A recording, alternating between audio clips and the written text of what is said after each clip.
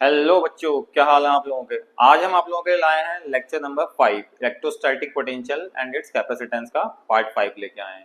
इससे पहले हमने काफी टॉपिक्स पढ़ लिए थे। अब जो रिमेनिंग टॉपिक्स है हमारे पास वो बचे हमारे पास डाइलेक्ट्रिक एंड पोलराइजेशन वाले और कुछ कैपेसिटेंस के पार्ट बचे। चलिए स्टार्ट करते हैं। सबसे पहले हमारे पास क्या है, देखिए सबसे पहले हमारे पास हेडिंग दिख रही है आप लोगों को, कॉन्सेप्ट ऑफ कैपेसिटर और उसका प्रिंसिपल। इससे पहले मैंने क्या बताया था आप लोगों को, बेसिक कैपेसिटर के बारे में बता दिया था। अब हमारे पास आया, देखो पैरेलल प्लेट कैपेसिटर हम क्यों यूज करते हैं, ताकि हम क्या कर सकें, maximum energy can be stored. ठीक है, तो यानी कि हम क्या करेंगे, ज्यादा से ज्यादा एनर्जी हमारी क्या होगी, स्टोर्ड हो जाएगी। इसलिए हम पैरेलल प्लेट कैपेसिटर का यूज करते हैं। ठीक है, अब देखिए इसमें हमें इलेक्ट्रिक फील्ड निकालने के लिए फॉर्मूला क्या लगाना पड़ता है। देखिए यहाँ से हमारा बैटरी कनेक्ट कर दी, ठीक। अब एक प्लेट हमारी हमने क्या ले ली, पॉजिटिव और एक नेगेटिव। अब इलेक्ट्रिक फील्ड कहाँ से डेवलप होगी, पॉजिटिव से नेगेटिव की साइड। तो कुछ इलेक्ट्रिक फील्ड इसकी तरफ से होगी और कुछ इस प्लेट की वजह से होगी। ठीक, तो इस वाली पॉइंट पे अगर हमें नेट इलेक्ट्रिक फील्ड निकालना होगा, ई नेट कितना आएगा, तो यहाँ से इधर को गई तो कितनी होगी, सिग्मा अपॉन 2 एप्सिलॉन नॉट। और इलेक्ट्रिक फील्ड नेगेटिव वाले से कितनी आएगी, sigma upon 2 epsilon not. Clear, यानी कि दोनों का डायरेक्शन क्या है, क्योंकि पॉजिटिव से निकलती है और नेगेटिव के अंदर आती, दोनों को क्या हो जाएंगी, ऐड हो जाएगा। ऐड होने के बाद ई नेट कितना आ जाएगा, charge field between plates, sigma upon epsilon not. कितना क्लियर। अब हमारे पास करना क्या है कि सिग्मा की वैल्यू क्या होती है, charge per unit area. Sigma क्या होता है, सरफेस चार्ज डेंसिटी यानी कि चार्ज पर यूनिट एरिया। तो हमने क्या करा यहाँ पे इलेक्ट्रिक फील्ड में, इस फॉर्मूले में हमने सिग्मा की वैल्यू पुट कर दी, तो कितना आ गया, Q upon A epsilon not. ये आ गया हमारे पास इलेक्ट्रिक फील्ड। अब वो कह रहा है कि इन दो प्लेट्स के बीच में पोटेंशियल डिफरेंस निकालो। क्या निकालो, पोटेंशियल डिफरेंस। ठीक है, अब पोटेंशियल डिफरेंस निकालने के लिए हमने क्या किया, प्लेट्स के बीच में E equal to V by D, सबको पता है पोटेंशियल पर यूनिट लेंथ कह दो या डिस्टेंस कह दो। ठीक है, तो V इक्वल टू क्या हो जाएगा, ई डी। अब E की वैल्यू उठा के हमने कहां से रखी है, Q upon A epsilon not को उठा के हमने यहाँ पुट कर दिया, मल्टीप्लाई बाय डी कर दिया, Q D upon epsilon not A. ये आ गया हमारे पास potential difference between two plates. कौन सा, पैरेलल प्लेट कैपेसिटर का। ठीक, कैपेसिटेंस निकालेंगे तो कैपेसिटेंस का फॉर्मूला क्या होता है, C equal to Q by V. इतना सबको पता है, Q चार्ज हो गया, V वॉल्यूम नहीं है, यहाँ पोटेंशियल डिफरेंस है। ठीक है, Q D upon epsilon not A, ये ऊपर चले जाएगा, कितना बन जाएगा, Q epsilon not A upon Q D. Q से Q कैंसिल आउट करा, कितना बच गया, epsilon not A upon D. तो ये है हमारा कैपेसिटेंस का formula, capacitance of a parallel plate capacitor. किसका है, पैरेलल प्लेट कैपेसिटर का। C equal to epsilon not A upon D। Capacitance हमें कैसा होता है, पॉजिटिव में। ठीक, अब देखो व्हेन डाइलेक्ट्रिक इट फील्ड, ठीक है, जब हमने कैपेसिटर के दो प्लेट्स के बीच में क्या करा, डाइलेक्ट्रिक को फील्ड कर दिया, तो क्या होगा, C डैश। अब एप्सिलॉन नॉट था, किसका था, एप्सिलॉन नॉट तब आया था जब हमारे पास फ्री स्पेस था। अब हमारे पास क्या आ जाएगा, एप्सिलॉन A बाई डी। और एप्सिलॉन होता है हमारा क्या, जो हमने पहले पढ़ा है पीछे, K एप्सिलॉन नॉट। तो हमने K एप्सिलॉन नॉट पुट कर दिया, A बाई डी ऐसे ही रहा। ठीक है, तो epsilon not A by D को हमने क्या लिख दिया, C। तो C dash equal to K times of C। यानी कि अगर हम कह सकते हैं इस बात से, इस रिलेशन से, कि अगर हम डाइलेक्ट्रिक फील्ड कर देते हैं, क्या करते हैं, डाइलेक्ट्रिक फील्ड करते हैं, तो कैपेसिटेंस नया वाला कैसा होगा, इंक्रीज कर जाएगा। ठीक है, ये हो गया, ये था हमारा न्यू कैपेसिटेंस का जब हम डाइलेक्ट्रिक डालते हैं। ठीक है, ये देखिए उसके बाद हमारे पास आता है कि energy density between the plates. अब हमें निकालनी क्या है, दो प्लेट्स के बीच में एनर्जी की डेंसिटी निकालनी है। ठीक है, कितनी एनर्जी होगी, तो उसका डिफाइन क्या होती है, देखो जितनी एनर्जी हमारी स्टोर्ड होगी पर यूनिट वॉल्यूम में। अब वॉल्यूम किसका लेंगे हम, कैपेसिटर का। कितना होगा, एनर्जी स्टोर्ड पर unit volume of a capacitor, energy stored पर unit volume of a capacitor. तो एनर्जी स्टोर्ड क्या हो जाएगा, capital you. Volume of capacitor क्या होता है, एरिया इंटू लेंथ कह दो। तो लेंथ यहाँ पे क्या होगी, दो प्लेट्स के बीच की डिस्टेंस, तो एरिया इंटू डिस्टेंस हो जाएगा।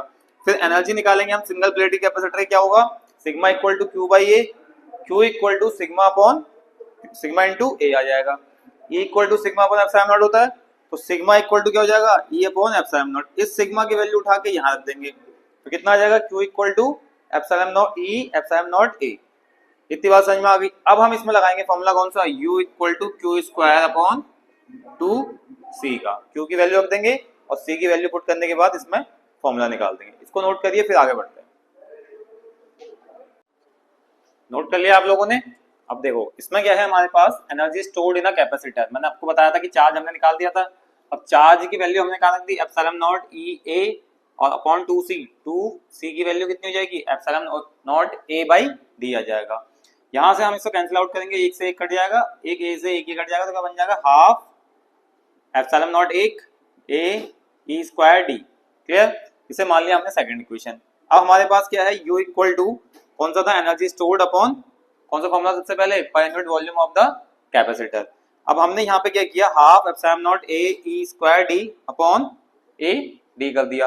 अब हमारे पास कितना है, 1/2 एप्सिलॉन नॉट e स्क्वायर, क्योंकि a से a कट जाएगा, d से d कट जाएगा। तो ये था हमारे पास क्या, energy density of a capacitor. अगला एक टॉपिक है, बहुत इंपॉर्टेंट टॉपिक है, इलेक्ट्रोस्टैटिक्स ऑफ अ कंडक्टर। ये कहता है कि किसी भी कंडक्टर के अंदर इलेक्ट्रोस्टैटिक का काम क्या है। देखिए काम ये है, हम क्या करते हैं, अगर हमारे पास स्टैटिक कंडक्टर पड़ा है कोई सा, स्टैटिक कंडक्टर का मतलब हमारे पास कोई भी मेटल का वायर पड़ा है, उसे रखा हुआ है, तो जब भी उसके अंदर इतने इलेक्ट्रॉन होते हैं वो क्या करते हैं, थर्मल मोशन करते हैं, अपने आप घूमते हैं इधर से उधर तक। ठीक है, अब जैसे ही हम उन्हें पोटेंशियल देंगे तभी वो ट्रेवल करेंगे, यानी कि उन्हें क्या हो गया, इलेक्ट्रिक फील्ड डेवलप होगी। इलेक्ट्रिक फील्ड डेवलप होगी तो इलेक्ट्रॉन क्या करेगा, पॉजिटिव की तरफ, और पॉजिटिव चार्ज आपका करंट कौन से डायरेक्शन में आ जाएगा, नेगेटिव साइड अट्रैक्ट आ जाएगा। ये सबको पता है। अब इसके लिए सबसे पहली प्रॉपर्टी हमारे पास कौन सी है, कि inside a conductor electric field is zero, कि उसने बोला कि किसी इलेक्ट्रिक फील्ड के अंदर, किसी इलेक्ट्रिक फील्ड के अंदर अगर हमने कंडक्टर डाला है, ठीक है, किसी इलेक्ट्रिक फील्ड के अंदर, तो क्या होगा, उस कंडक्टर के अंदर जो इलेक्ट्रिक फील्ड क्या होगी, वो जीरो होगी। कैसे आते हैं, प्रूफ करते हैं। देखिए ये हमारा पॉजिटिव चार्ज है, ये हमारे नेगेटिव चार्जेस है, पॉजिटिव से नेगेटिव की तरफ इलेक्ट्रिक फील्ड डेवलप होगी। ठीक, अब इसके अंदर मैंने बोला कंडक्टर के अंदर पॉजिटिव भी होते हैं और इक्वल अमाउंट में नेगेटिव भी होते हैं, तो जो नेगेटिव होंगे वो एक साइड आ जाएंगे पॉजिटिव के, ठीक, इस साइड आ जाएंगे, और जो पॉजिटिव होंगे वो इलेक्ट्रिक फील्ड के डायरेक्शन में इस साइड आ जाएंगे। तो यानी क्या होगा, इससे इधर न्यूट्रलाइज और ये पॉजिटिव इधर ट्रेवल करने जाएंगे। इसकी वजह से electric field inside a conductor क्या होगा हमारा, जीरो। इसलिए हमें पता चल गया कि electric field inside a conductor zero होता है। सेकंड प्रॉपर्टी देखते हैं, at the surface of a charge conductor electrostatic field must be normal to the surface at every point. वो कह रहा है कि जो कंडक्टर है इलेक्ट्रिक फील्ड क्या होगी, परपेंडिकुलर होगी सरफेस के। ठीक है, अब देखिए होगी कैसे, अब ये पॉजिटिव चार्ज इसके सरफेस पे रखा हुआ है, सरफेस पे है, इसकी इलेक्ट्रिक फील्ड कहाँ को बनेगी, बाहर को बनेगी। ठीक है, और क्या होता है कि इलेक्ट्रिक फील्ड की जो डायरेक्शन होती है वो हमेशा किस पे होती है, परपेंडिकुलर 90 डिग्री बनाती है। मान लीजिए मैंने किसी एक एंगल पे इसकी इलेक्ट्रिक फील्ड की डायरेक्शन निकाली थीटा, तो जब भी हम किसी एंगल पे थीटा करेंगे दो कंपोनेंट निकलेंगे, एक ई कॉस थीटा और एक ई साइन थीटा निकलेगा। इतनी बात समझ में आ गई। ऐसे दूसरे वाले चार्ज का निकलेगा, तो ये वाला कंपोनेंट क्या करेगा, इस वाले चार्ज को क्या करेगा, फोर्स क्या लगेगा, इसको धक्का देगा, ये चार्ज इसको धक्का देगा, ये चार्ज इसको धक्का देगा, ये चार्ज इसको धक्का देगा, ये चार्ज इसको धक्का देगा, यानी कि इधर से फोर्स लग जाएगा। और जब चार्ज ट्रेवल करने लग जाएगा तो इसका मतलब करंट इंड्यूस हो जाएगा। करंट इंड्यूस हो जाएगा तो क्या होगा हमारे पास, स्टैटिक कंडीशन के अंदर कि हमारे पास क्या होगा, करंट ट्रेवल करने लग जाएगा। तो इस वजह से क्या होगा, जो इलेक्ट्रिक फील्ड होती है वो हमेशा परपेंडिकुलर होती है सरफेस के। ठीक है, थर्ड पॉइंट है हमारे पास, the interior of a conductor can have no excess charge in the static situation. कि अगर हमारे पास स्टैटिक सिचुएशन है किसी कंडक्टर की, ठीक है, कोई भी कंडक्टर रखा हुआ है, तो उस केस के अंदर हमारे पास क्या होता है, इलेक्ट्रिक फील्ड अंदर जीरो होने की वजह से चार्ज जीरो हो जाता है। कैसे होता है समझते हैं। सारा सरफेस जितना भी चार्ज हमने अंदर डाला वो सारा कहाँ पे आ गया, हमारे सरफेस पे आ गया, सरफेस पे आ गया, क्योंकि अंदर क्या है, इलेक्ट्रिक फील्ड जीरो है। ठीक, अब हमने क्या करा, अंदर एक गॉसियन सरफेस कंसिडर किया, गॉसियन सरफेस कंसिडर किया, तो हमने एक छोटा सा एक एलिमेंट मान लिया, area element. Gaussian surface formula क्या होता है, pi integral E dot D A Q upon epsilon naught. अब इलेक्ट्रिक फील्ड तो जीरो है अंदर, ये हमने पहले पॉइंट में देख लिया था कि इलेक्ट्रिक फील्ड क्या है, जीरो है, तो इलेक्ट्रिक फील्ड जीरो हो जाएगी तो फ्लक्स जीरो हो जाएगा, इलेक्ट्रिक फील्ड जीरो होगी तो फ्लक्स जीरो हो जाएगा, फ्लक्स जीरो हो जाएगा तो इसका मतलब क्रॉस मल्टीप्लाई करोगे यहाँ से कितना आ जाएगा, zero equal to Q upon epsilon not, तो चार्ज भी जीरो आ जाएगा। यानी कि हमारे पास क्या है कि अंदर कोई भी एक्सेस चार्ज नहीं रहेगा, वो सीधे कहाँ पे आ जाएगा, सरफेस के ऊपर आ जाएगा। चौथा पॉइंट है, electric potential is constant inside और ऑन द सरफेस। देखो ये हमारे पास कोई कंडक्टर है, इसके अंदर हर पॉइंट पे पोटेंशियल कांस्टेंट रहता है, ठीक है, और वही पोटेंशियल हमारा कहाँ पे रहेगा, वी ऑफ सरफेस पे। अब इसको समझने के लिए हम करते क्या है, मान लीजिए फॉर एग्जांपल एक पॉजिटिव चार्ज है, इसकी इलेक्ट्रिक फील्ड की डायरेक्शन आउटवर्ड है 90 डिग्री पर।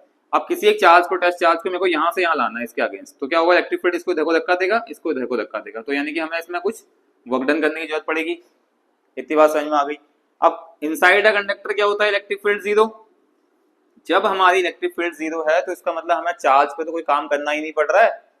चार्ज तो क्या हो रहा है, ऑटोमेटिकली एक जगह से दूसरी जगह चले जा रहा है, तो हमें क्या करना है, कोई वर्क डन ही नहीं करना पड़ रहा है।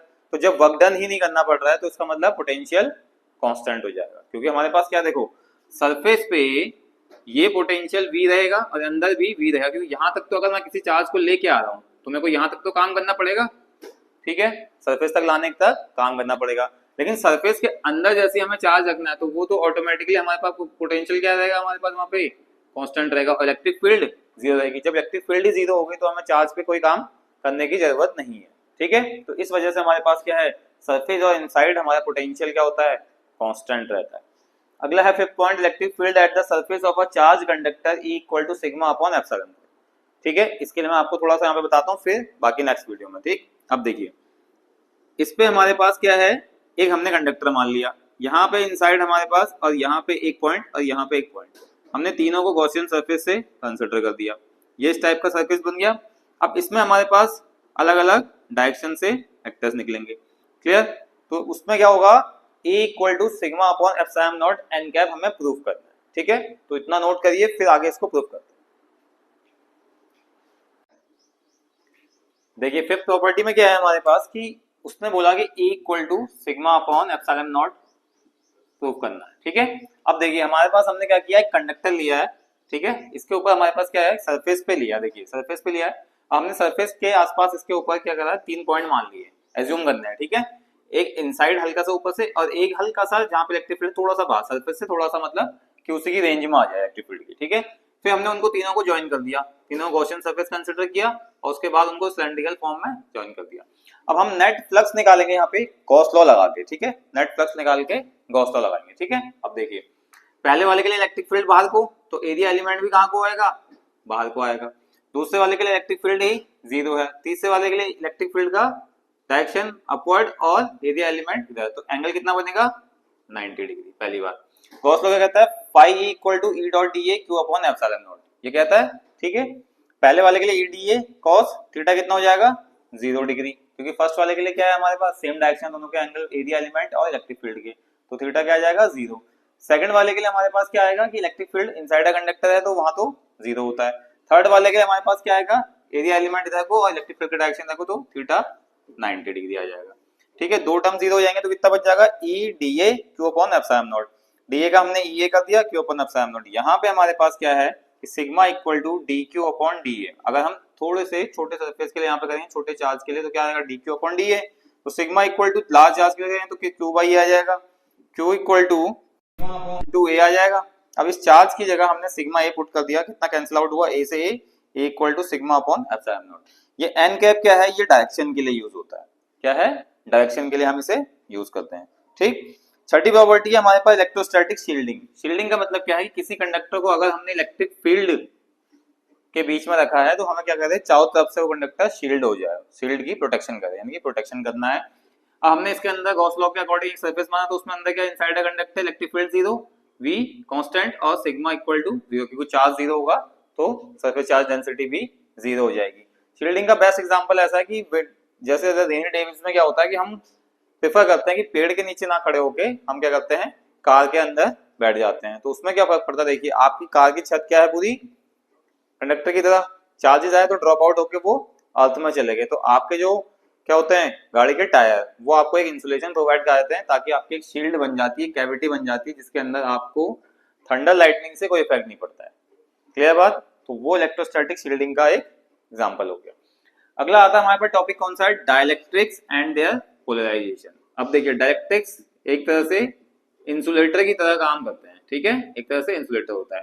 उसमें लिखा है साफ साफ, it is substance that has the ability to transmit electric force without conduction, बिना कंडक्शन के हम ट्रांसमिट करेंगे इलेक्ट्रिक फोर्स को, उसे हम क्या बोलेंगे, डाइलेक्ट्रिक बोलेंगे, ठीक है। अब देखो डाइलेक्ट्रिक में होता क्या है कि आपके सारे क्या है, पॉजिटिव नेगेटिव रैंडमली रखे हुए हैं, ठीक है। अब जैसे ही मैंने उसको क्या करा, डाइलेक्ट्रिक को पैरेलल प्लेट कैपेसिटर के अंदर डाल दिया, क्या करा, डाइलेक्ट्रिक को पैरेलल प्लेट कैपेसिटर के अंदर डाल दिया, तो एक इलेक्ट्रिक फील्ड पहले से सेटअप है, आउटर इलेक्ट्रिक फील्ड। जैसे आउटर इलेक्ट्रिक फील्ड सेटअप है तो उसकी वजह से क्या हो गया, आपके पॉजिटिव नेगेटिव सारे अलाइंड हो गए, यानी कि क्या हो गया, आपके पॉजिटिव वाले इलेक्ट्रिक फील्ड डायरेक्शन में ट्रेवल करने लग गए, ठीक। अब उसके बाद क्या हुआ, जैसे ही हमारे पास क्या हुआ, तो इस वाली सरफेस पे आप देख रहे होगे कि यहाँ सारे पॉजिटिव आ गए, इस वाली सरफेस पे आप देख रहे होगे सारे नेगेटिव आ गए। तो मैंने क्या किया, सारे पॉजिटिव को एक साइड लगा दिया और सारे नेगेटिव को एक साइड लगा दिया। तो जब भी पॉजिटिव नेगेटिव क्या होते हैं, जब भी पॉजिटिव नेगेटिव आपके अलाइंड हो जाते हैं तो क्या सेटअप होता है, एक इलेक्ट्रिक फील्ड, जिसे हमने नाम दिया इलेक्ट्रिक फील्ड इंड्यूस्ड, यानी कि जो डाइलेक्ट्रिक के अंदर इलेक्ट्रिक फील्ड इंड्यूस होगी उसकी डायरेक्शन कहां को होगी, opposite to the outer electric field. जो इलेक्ट्रिक फील्ड हमारे पास पहले से है ई नॉट, क्लियर, बाहर से जो दो पैरेलल प्लेट कैपेसिटर के बीच में, अब हमारे पास सेटअप कौन सी हो गई, इलेक्ट्रिक फील्ड इंड्यूस्ड, कौन सी, पॉजिटिव और नेगेटिव चार्जेस की वजह से। तो टोटल नेट इलेक्ट्रिक फील्ड निकालेंगे किसके अंदर, डाइलेक्ट्रिक के अंदर, किसके अंदर निकालेंगे, डाइलेक्ट्रिक के अंदर। तो वो कितना हो जाएगा, टोटल में से इंड्यूस घटा देंगे, E naught equal to E induce. अब ई नॉट की वैल्यू कितनी होगी, सिग्मा अपॉन एप्सिलॉन नॉट और sigma I upon epsilon naught जो इंड्यूस्ड हो गया। ठीक, इतनी बात समझ में आ गई। ये ई नेट क्या है जो हमारे पास, कि अगर हम कहते हैं कि डाइलेक्ट्रिक डाल देते हैं तो इलेक्ट्रिक फील्ड क्या हो जाती है, इनिशियल इलेक्ट्रिक फील्ड के 1/k टाइम्स होती है, तो 1/k टाइम्स ये हमने रख दी।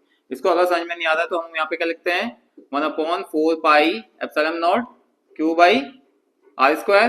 अब हम यहाँ पे करते हैं 1/4 pi epsilon q by R square, E dash हो जाएगा। यहाँ पे एप्सिलॉन को हम लिखते हैं k एप्सिलॉन नॉट लिख देते हैं, 1/4 पाई k एप्सिलॉन नॉट, ठीक, q बाई आर स्क्वायर। तो ये क्या हो जाएगा, E dash equal to E upon K, तो वैसे हमने ई नॉट बाई के रखा है, ठीक है। अब q upon epsilon not a, sigma की वैल्यू q आई की जगह वापस से वही सिग्मा एप्सिलॉन नॉट ए वाली, ठीक। अब हमने क्या कर दिया, क्यू आई रख दिया ये वाला। अब ये हमने क्या करा, ई नॉट बाई के आ गया, ई नॉट की वैल्यू हमने रख दी कौन सा वाला, Q by epsilon not a रख दिया, ठीक है। उसके बाद 1 एप्सिलॉन नॉट ए से 1 ये एप्सिलॉन नॉट ए कट जाएगा, Q by K, Q minus Q I, Q induced equal to Q minus Q by K आ जाएगा, ठीक। हमने क्यू कॉमन ले लिया, 1/k इंड्यूस्ड चार्ज। ये इंड्यूस्ड चार्ज कौन सा है, जो हमारे डाइलेक्ट्रिक के अंदर इंड्यूस्ड हुआ है, ठीक है। अब E net inside are dielectric क्या होता है हमारे पास, डिक्रीज हो जाता है। डिक्रीज कैसे होगा, क्योंकि हमारे पास आउटर इलेक्ट्रिक फील्ड ज्यादा थी, इंड्यूस वाली कम थी, तो और जितनी हो उसमें से और अपोज करा उसने उसको, तो अपोज करने की वजह से क्या हो, टोटल में से हमने इसको घटा दिया, तो ई नेट क्या होगा डाइलेक्ट्रिक के अंदर, वो डिक्रीज हो जाएगी। जब ई नेट डिक्रीज हो जाएगी तो पोटेंशियल भी डिक्रीज हो जाएगा। जब पोटेंशियल डिक्रीज हो जाएगा तो कैपेसिटेंस ऑफ अ कंडक्टर बढ़ जाएगा। यानी कि इतनी बात समझ में आ गई कि कैपेसिटेंस हमारा क्या होगा, किसी भी कैपेसिटर का इंक्रीज कर जाएगा। अब अगर मानते हैं कि अगर हमने आउटसाइड इलेक्ट्रिक फील्ड को बढ़ाया, बढ़ाते गए, तो एक सर्टेन टाइम ऐसा आएगा कि जब हमारा आउटसाइड इलेक्ट्रिक फील्ड इतनी ज्यादा पहुंच जाएगी तो उसके वजह से क्या होगा, हमारे सारे दोनों charges positive negative break down कर जाएंगे, ठीक है। तब हमारा डाइलेक्ट्रिक एज अ कंडक्टर काम करेगा। तो उस समय केस में जब ज्यादा इलेक्ट्रिक फील्ड बढ़ाने से डाइलेक्ट्रिक ब्रेकडाउन होता है, डाइलेक्ट्रिक ब्रेकडाउन होने से वो इंसुलेटर हमारा कंडक्टर की तरह बिहेव करने लग जाता है। जिस इलेक्ट्रिक फील्ड पे ये काम करते हैं उसे बोलते हैं हम कौन सा, डाइलेक्ट्रिक स्ट्रेंथ। जिस इलेक्ट्रिक फील्ड को हम बढ़ाते हैं, उसे बढ़ाने के बाद जो नई इलेक्ट्रिक फील्ड इंक्रीज हो जाती है तो उसे बोलते हैं हम डाइलेक्ट्रिक स्ट्रेंथ, की उसकी स्ट्रेंथ कितना मजबूती है कि किस इलेक्ट्रिक फील्ड पे वो ब्रेक डाउन हो रहा है। जिस पोटेंशियल पे वो काम करता है उसे बोलते हैं ब्रेक डाउन पोटेंशियल। इतनी बात समझ में आ गई। तो ये था हमारे पास डाइलेक्ट्रिक का कॉन्सेप्ट, और जिस प्रोसेस में मैंने आपको बताया था कि नेगेटिव पॉजिटिव सेपरेट हो जाते हैं तो उसी प्रोसेस को हम बोलते हैं पोलराइजेशन ऑफ द डाइलेक्ट्रिक। इतनी बात समझ में आ गई, इसको नोट करिए फिर आगे बढ़ते हैं। नोट कर लिया आप लोगों ने। अब देखते हैं हम, अगला टॉपिक है हमारे पास पोलर डाइलेक्ट्रिक्स, ठीक है। तो पोलर डाइलेक्ट्रिक्स क्या होता है, वो हमारे डाइलेक्ट्रिक के दो पार्ट है। मैंने आपको बताया था कि दो टाइप के डाइलेक्ट्रिक होंगे, एक पोलर होगा और एक दूसरा नॉन पोलर डाइलेक्ट्रिक्स होगा। अब देखते हैं जिसके अंदर हमारे पास देखो, a molecule in which centre of mass of positive charges, यानी किसका, पॉजिटिव चार्जेस का, does not coincide with the centre of mass of negative charges of electron. यानी कि क्या होगा, नेगेटिव चार्जेस ऑफ इलेक्ट्रॉन का कोइंसाइड नहीं करेगा तो उसको हम क्या बोलेंगे, पोलर मॉलिक्यूल या फिर पोलर डाइलेक्ट्रिक। ऐसे मॉलिक्यूल को हम पोलर मॉलिक्यूल बोलते हैं और ऐसे डाइलेक्ट्रिक को हम पोलर डाइलेक्ट्रिक्स बोलते हैं, ठीक है। पोलर मॉलिक्यूल्स कौन कौन से होंगे, HCl, जैसे एक पे पॉजिटिव आ गया एक पे नेगेटिव आ गया, NH3 भी सेम ऐसी है, ठीक है। ये क्या होंगे आपके अनसिमेट्रिकल शेप्स। कौन से होंगे, अनसिमेट्रिकल शेप्स। अगला है हमारे पास नॉन पोलर डाइलेक्ट्रिक्स। अब नॉन पोलर डाइलेक्ट्रिक्स में क्या होगा, ये कोइंसाइड करेंगे। कोइंसाइड करने का मतलब क्या है कि एक पॉजिटिव और एक नेगेटिव ऐसे रहेगा, ठीक है। एक पॉजिटिव और एक नेगेटिव रहेगा, दोनों कोइंसाइड करेंगे तो कौन सा होगा मॉलिक्यूल, नॉन पोलर मॉलिक्यूल। और इसी को हम क्या बोलेंगे, नॉन पोलर डाइलेक्ट्रिक्स, जिसका डायपोल मोमेंट हमेशा क्या होता है, जीरो होता है। अब पोलर मॉलिक्यूल्स के अंदर देखो, पोलर डाइलेक्ट्रिक्स के अंदर डाइपोल मोमेंट होगा, ठीक है, आपका डाइपोल मोमेंट एग्जिस्ट करेगा 10⁻⁻30 कूलम मीटर। ठीक, एग्जांपल कौन कौन से हैं इसके, H2 N2 O2 etcetera, H single bond H, N triple bond O double bond O, ठीक है, ये है हमारे पास नॉन पोलर डाइलेक्ट्रिक्स। अब अगला आया हमारे पास पोलराइजेशन ऑफ अ डाइलेक्ट्रिक, कि अगर हमने क्या करना है, पोलराइजेशन ऑफ अ डाइलेक्ट्रिक पढ़ना है।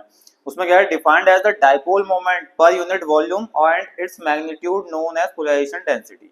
देखो कह रहा है कि हम क्या करेंगे, डाइपोल मोमेंट जो होगा पर यूनिट वॉल्यूम में, डाइपोल मोमेंट क्या होगा, जो डाइलेक्ट्रिक का डाइपोल मोमेंट होगा, क्या होगा, डाइलेक्ट्रिक का dipole moment per unit volume of dielectric, कि कितने वॉल्यूम ऑफ डाइलेक्ट्रिक में हम उसे रख रहे हैं, तो वो क्या हो जाएगा, पोलराइजेशन डेंसिटी। क्या हो जाएगा, पोलराइजेशन डेंसिटी, ठीक है, पोलराइजेशन डेंसिटी से कहेंगे। डाइपोल मोमेंट क्या होगा, चार्ज इनटू डिस्टेंस यानी कि QPD, और वॉल्यूम ऑफ डाइलेक्ट्रिक क्या होगा, एरिया इनटू डिस्टेंस, D से D कट जाएगा, चार्ज इंड्यूस्ड अपॉन एरिया, तो ये क्या हो जाएगा, सिग्मा P, यानी कि ये बन जाएगा induced surface charge density.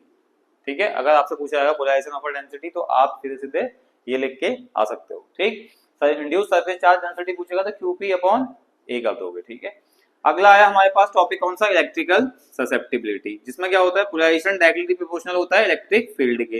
Constant of proportionality आता है एप्सिलॉन नॉट काई, ठीक है, इसी काई को हम बोलते हैं इलेक्ट्रिकल ससेप्टिबिलिटी। ठीक है, फॉर्मूला क्या होता है, P upon epsilon naught E vector. देखिए इससे पूछने वाला पार्ट क्या है कि आपसे डायरेक्टली फॉर्मूला पूछा जाता है, इन डेप्थ आपसे नहीं पूछा जाएगा इसमें बोर्ड एग्जाम में। ठीक है, क्योंकि ये टॉपिक थोड़ा सा क्या है, अलग से है। इस टॉपिक का मतलब क्या है कि आपके अंदर जो मैक्सिमम पार्ट आता है उसके अंदर और टॉपिक्स भी ज्यादा हमारे इंपॉर्टेंट है, इस वजह से एग्जाम पॉइंट ऑफ व्यू से इसमें क्वेश्चन कम बनते हैं। ठीक है, और जैसे ये वाला है अगला टॉपिक हमारे पास कि relation between dielectric constant and electrical susceptibility, तो इसमें क्या आएगा, न्यूमेरिकल में पूछा जाएगा, उस वजह से हम डाइलेक्ट्रिक कांस्टेंट की वैल्यू निकाल देंगे अगर हमें काई की वैल्यू पता है। ठीक है, तो क्या होगा, 1 प्लस काई करके हम डाइलेक्ट्रिक कांस्टेंट की वैल्यू कैलकुलेट कर सकते हैं इजीली। ठीक है, तो इसको नोट डाउन करिए, फिर आगे बढ़ते हैं। देखो अब अगला टॉपिक है हमारे पास डाइलेक्ट्रिक स्ट्रेंथ। अब डाइलेक्ट्रिक स्ट्रेंथ मैंने आपको पहले बताया था जब हम लोग क्या पढ़ रहे थे, डाइलेक्ट्रिक ऑफ पोलराइजेशन पढ़ रहे थे ना उस समय पे। ठीक है, तो मैक्सिमम इलेक्ट्रिक फील्ड जितना एग्जिस्ट करे किसी dielectric without causing the breakdown of its insulating property is called dielectric strength. यानी कि हम क्या करते थे, इलेक्ट्रिक फील्ड जब बढ़ा रहे थे तो क्या होता है, हमारे डाइलेक्ट्रिक स्ट्रेंथ में ब्रेकडाउन आ जाता है, जिसकी वजह से क्या होता है, पॉजिटिव और नेगेटिव चार्जेस सेपरेट हो जाते थे। जब सेपरेट हो जाते थे तो डाइलेक्ट्रिक ब्रेकडाउन आ रहा था, डाइलेक्ट्रिक ब्रेकडाउन आने की वजह से वो कंडक्टर की तरह बिहेव कर रहा था, उस स्ट्रेंथ को बोलते हैं हम डाइलेक्ट्रिक स्ट्रेंथ। ठीक है, अगला देखो ये टॉपिक आपका बहुत इंपॉर्टेंट है, ये टॉपिक का डेरिवेशन भी पढ़ लो, डेरिवेशन भी आ सकता है कुछ केसेस में, न्यूमेरिकल केस स्टडी तो आनी है। केस स्टडी का मतलब है कि आपका कुछ केसेस में क्वेश्चन आना, 5 मार्क्स का क्वेश्चन आएगा तो उसमें कहीं ना कहीं एक पॉइंट ये आ जाएगा अगर इस कैपेसिटर टॉपिक से क्वेश्चन आता है तो। ठीक है, पहले देखते हैं हम। देखिए अब हमने क्या किया, एक 2 पैरेलल प्लेट कैपेसिटर ले लिया, उसके अंदर हमने पार्शियली फिल्ड डाइलेक्ट्रिक डाला है, जो आपको ये दिख रहा है ये डाइलेक्ट्रिक है पूरा। ठीक है, ये इलेक्ट्रिक फील्ड के बीच में आ गया। ई नॉट क्या है, जो पहले से पॉजिटिव नेगेटिव 2 प्लेट्स के बीच में इलेक्ट्रिक फील्ड है, और एक इलेक्ट्रिक फील्ड कौन सी हो जाएगी, ई इनसाइड जो इंड्यूस हुई है। तो यहाँ पे टोटल इलेक्ट्रिक फील्ड कितनी रहेगी, ई नेट रहेगी, ई नॉट माइनस ई आई जो हमने वहां पे निकाला था। ठीक है, तो यहाँ पे टी इसकी थिकनेस रहेगी, डी पूरा डिस्टेंस रहेगा 2 प्लेट्स के बीच में। जब भी हमें क्या होता है डाइलेक्ट्रिक वाले केसेस में क्वेश्चन आते हैं तो हमें करना क्या है, कैपेसिटेंस निकालनी है। सीधे सीधे कैपेसिटर का फॉर्मूला होता है चार्ज अपॉन पोटेंशियल, तो पोटेंशियल निकाल के चार्ज को डिवाइड कर दो और हमारा कैपेसिटेंस निकल जाएगा। इसको निकालने का देखिए पोटेंशियल डिफरेंस बिटवीन 2 प्लेट। सबसे पहले हम क्या करते हैं कि पोटेंशियल निकालने के सबसे पहले हमारा फॉर्मूला क्या था, V equal to electric field जितनी आएगी इनटू क्या होगा, जो 2 प्लेट्स के बीच में उसकी क्या होगी, डिस्टेंस होगी। डिस्टेंस कौन सी होगी, टोटल डिस्टेंस D है, बीच में डाइलेक्ट्रिक डाला, उसकी थिकनेस कितनी है, T आ रहा है, तो D माइनस T आ जाएगा, प्लस E नेट। अब ये E नेट आपको याद आ रहा कौन सा है, E नेट वाला हमारा E net equal to E not minus E I वाला है, याद आ रहा वो जो हमने E नेट निकाला था, तो वो E नेट इंटू कितना, जो डाइलेक्ट्रिक डाला उसकी थिकनेस, यानी कि थिकनेस ही तो उसकी डिस्टेंस है, ठीक हो गया। E नॉट की वैल्यू कितनी जाए, Q upon epsilon not A को पता है, ठीक, D माइनस T।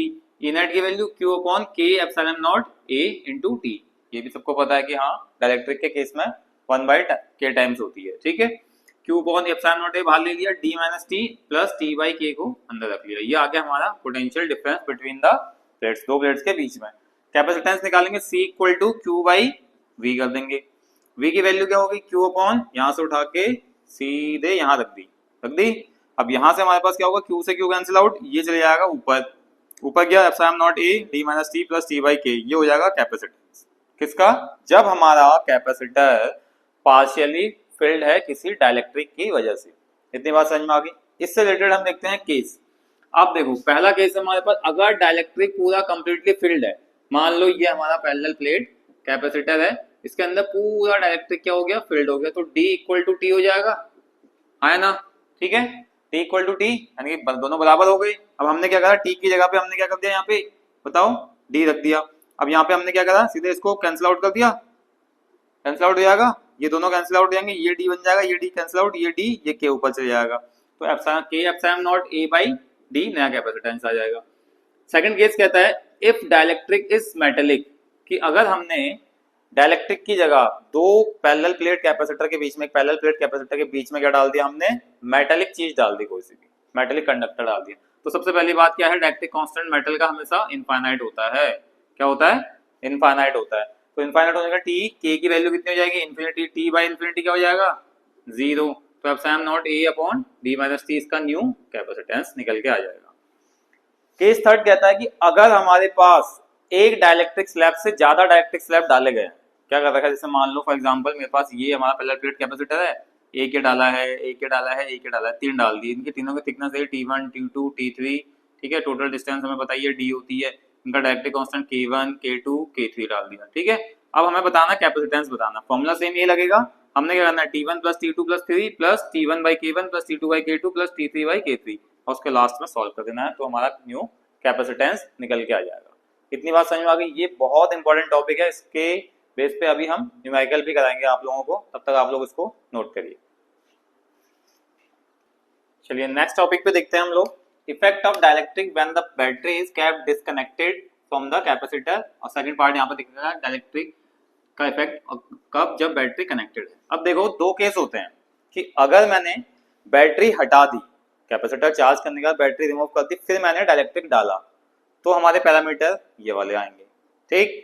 अब मेरी बैटरी हमारे पास कनेक्टेड है, बैटरी क्या है, कनेक्टेड है, फिर हमने डाइलेक्ट्रिक डाल रखा है, बैटरी को अभी रिमूव नहीं किया है, चार्ज हो रहा है, उसके बाद हमने डाइलेक्ट्रिक डाल दिया, क्या करा, पैरेलल प्लेट कैपेसिटर के बीच में, तो हमारे इन पैरामीटर्स पे क्या इफेक्ट पड़ेगा उसको देखते हैं। सबसे पहले देखिए, जब हम बैटरी हटा देते हैं और डाइलेक्ट्रिक डालते हैं तो हमेशा क्या होता है, जो चार्ज होता है वो हमारा कांस्टेंट रहता है, चार्ज पे कोई इफेक्ट नहीं पड़ता है, चार्ज क्या रहेगा हमारा, कांस्टेंट रहेगा, उस पर कोई इफेक्ट नहीं पड़ेगा, ठीक है।